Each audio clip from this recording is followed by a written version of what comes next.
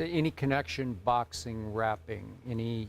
Well, the competitive nature of both of them is there, and they have a strong, the music resonates strong with the fighters because of the physical discipline involved. So the music's playing in the gym, the music's playing in the headsets when they're doing the road work, the music's playing in the car after they're done. So, you know, it just makes an easy marriage. That's why Mike Tyson, that was speaking, had Mike Tyson Records, and Floyd Mayweather has Filthy Rich Records, and Roy Jones has his record company, and so many, you know, talented fighters, and with new Adrian Broner. Yeah. He actually rapping his way to the ring. Now you kind of glossed over it. You said your relationship with Floyd was fuzzy. Was fuzzy. Thank you, Carrie, for bringing that back up. So how would you characterize your relationship with Floyd? You guys have seemingly had some issues. It's who Floyd is. You know, like he'll just flip-flop from time to time, and it's just who he is. Like his father was like around me. He was the house trainer for the actual gym that we had. So Floyd, Roger trained him for about 17 years, and then he decided he wanted his father to train him. So Roger was around, and then he decided he wanted Roger back. So Roger's there, and his father's back around. So it's like the growing pains of that friendship. If you're in a friendship with him, that's what do you consider yourself still friends with him? Yeah, I mean, well, if you're friends with someone, you got to accept their imperfections, right? You know, and Floyd is just one of those people that's gonna flip-flop, and he got a lot going on emotionally. You know, coming from being incarcerated for him, 60 days wouldn't be a lot to someone who's been in an environment that experienced those type of things before. But for him, it was a traumatic experience, and I can't wait to see, how he performs following that. Okay, now that you have some distance from Floyd, a little more objectivity, did Floyd duck Manny Pacquiao? Yes, he did duck the fight. That's $100 million, and he just left it. Why?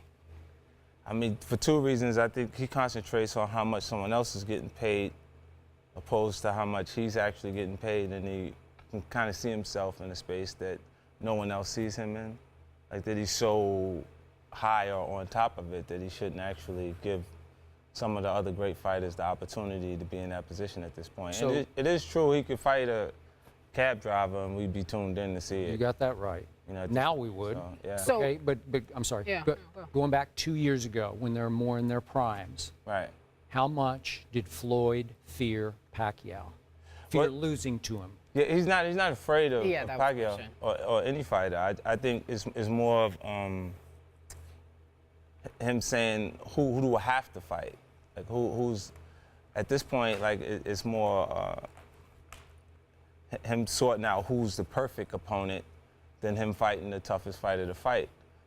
I think when you go in the history books, it's you actually doing it a bit differently. This is more business and making the right financial decisions and how do you, stretch out how many wins on your actual record. And those fighters that fight the toughest fighters of their actual time are the guys that kind of go around in history. Okay, but 2 years ago, if they had fought, who would your money have been on? I still would have went with I would have went with Floyd. Would you? You know what I mean? Like, why? It's because he has a gift. It's like you can't take it away from him. Even in the middle of a recession, the messaging points are, we have all the money in the world. Common sense say this is the wrong messaging. You know what I'm saying? And it's been actually planned that he's the villain. Okay. So he's aware that people are watching, they can't wait to see him actually lose. And then they leave after they see the fight and say, you know what, whew, he's amazing.